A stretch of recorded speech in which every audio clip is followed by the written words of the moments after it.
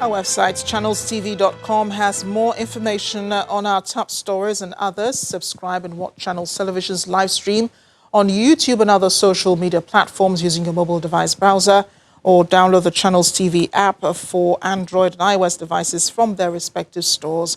You can also watch us via your smart TV platforms on Apple TV, Android TV, Fire TV, and Roku.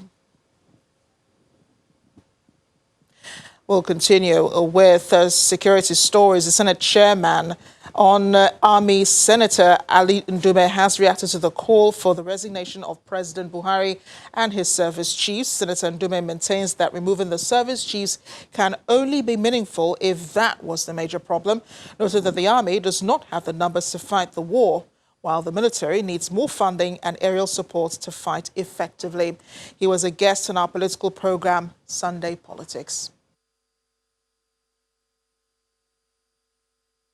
Nigeria is supposed to know that we are in a state of war. What we need to do urgently is to make sure that we address this issue squarely. Number one, we have to jack up the number, make special recruitment of the Nigerian police in order to police our society. We can do that. But truly, if the problem is with the service chiefs, then that is another thing. But I know that we don't have the numbers.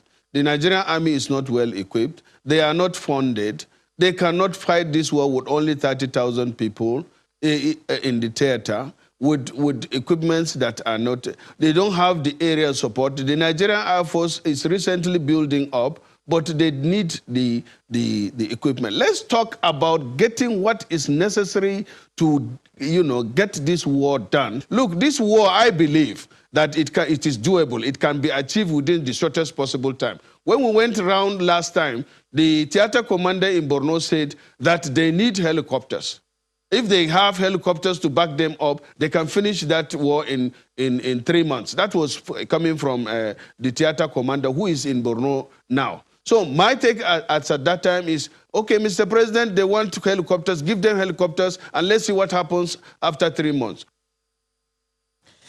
Meanwhile, the vice presidential candidate for the People's Democratic Party and former governor of Anambra State, Mr. Peter Obi, in his own submission, asked for the regional security option. Mr. Obi believes that Nigeria's security problem is tied to the poor running of the country's economy. If you look at this security problem, they have so many components. Look, apart from the armed bandits, which we all know and we're dealing with, that are killing everybody everywhere, we have also upsurge in all forms of criminality, whether it's kidnapping, stealing, robberies, all sorts of evidence of crimes are on the increase. And that also you need to deal with by the, how do you tackle it? Economy. If you have 98 million people living under poverty, the consequences are about maybe several millions who don't know where the next meal will come from. They are criminals. So changing the IG of police will not solve that problem. We need, that's why I'm talking about political. We need to look at the economy. The economy of the country is turning south, it's collapsing. More and more people are being pushed into the unemployment situation.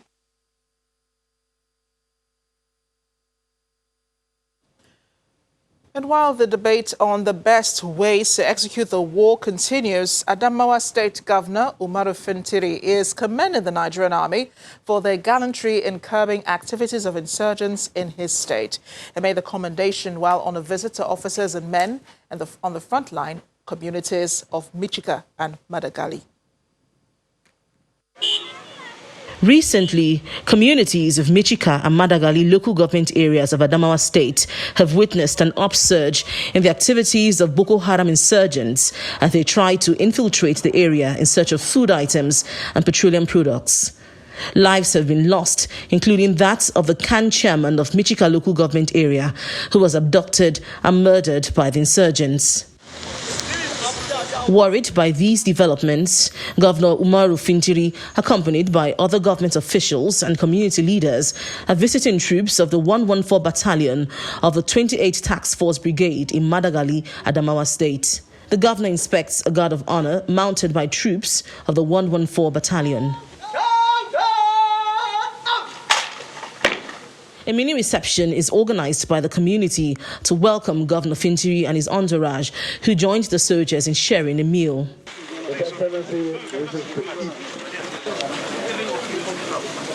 Some community leaders describe the interaction with troops as laudable and first of its kind in the area. I feel very happy as I came to show them support, to thank them, and to show them that he is with them and we are all with them. In his address, the commander of 114 Battalion says the visit by the governor would help improve the relationship between the military and the communities. Governor Fintiri, on the other hand, assures that his administration will continue to partner and support the military and the vigilantes in order to bring about an end to insurgency in the area.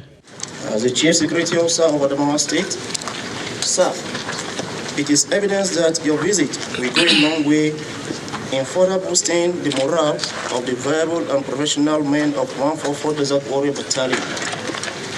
You have demonstrated a lot of dimensional effort in seeing that the Nigerian army remains the best in Africa. The government of Adamawa really is with you. The community is with you. Madagali and Michika communities have come under attacks by the insurgents, resulting in the loss of lives and property. The military has, however, been able to repel such invasions with minimal casualty. This visit by the Adamawa State Governor is therefore aimed at boosting the morale of the soldiers in their quest to end insurgency.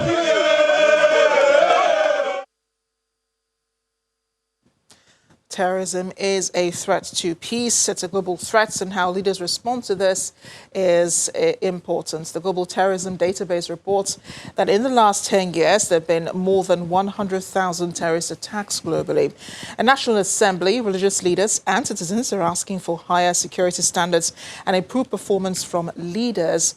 What are the new challenges facing Nigeria's defense institutions, or what indicators should be used to measure performance? The man to discuss this tonight is Channels Television's information analyst, Babajide Oguso. Well, thank you for joining us tonight. Good evening, Amarachi. Good evening.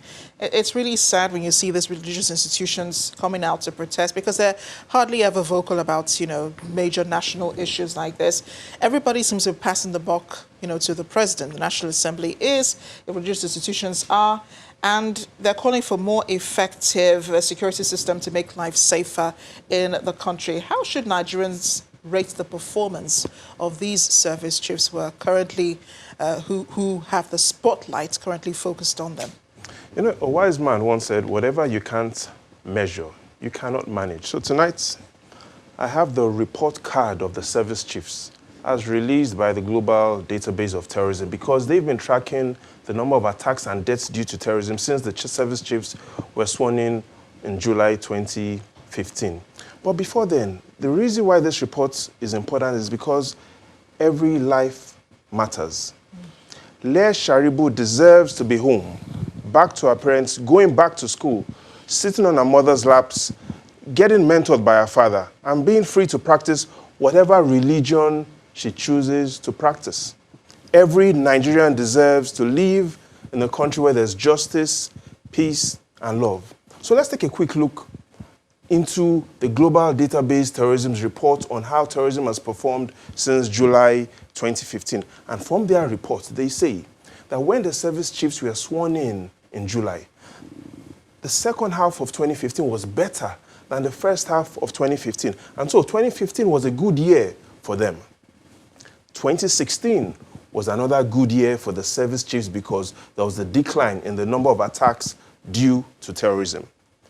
2017 was another good year because deaths due to terrorism, or attacks due to terrorism as well, declined. And so in 2015, 639 attacks due to terrorism, a decline in 2016 and a decline in 2017. The challenge is from 2018, We've seen a rise in attacks due to terrorism. But if this were an exam, Amarachi, that's 3 years out of 5 years for the service chief. So in 3 over 5, if this were exam, that's 60%. That's the pass mark for the service chiefs. But in security, Nigerians rightly deserve and are asking for 100%. Nigerians deserve more than a pass And mark, that is actually. the target that the president needs to send to the service chiefs. 60% might be a pass mark if it were an exam, but because this is security and every life matters, the target should be 100%. But here's what perhaps you should be bothered about and what Nigerians are asking. If we've had 3 years of decline due to terrorism or attack, 3 years of decline in terrorism attacks. What happened in 2018? 2018? Yeah. And a lot of people feel it's because of Boko Haram. But in this report card by the Global Database of Terrorism, they have the most comprehensive report on all terrorist attacks. They say it is not Boko Haram. From their reports, they say, and if you take a close look at that report, they say more than approximately half of attacks that occurred in 2018, Amarachi, was due to Fulani extremists. Now, let's look at what they've said. They haven't said the Fulani ethnic group, because the Fulanis are a great people. But what they've said is, among the Fulanis, there are extremists.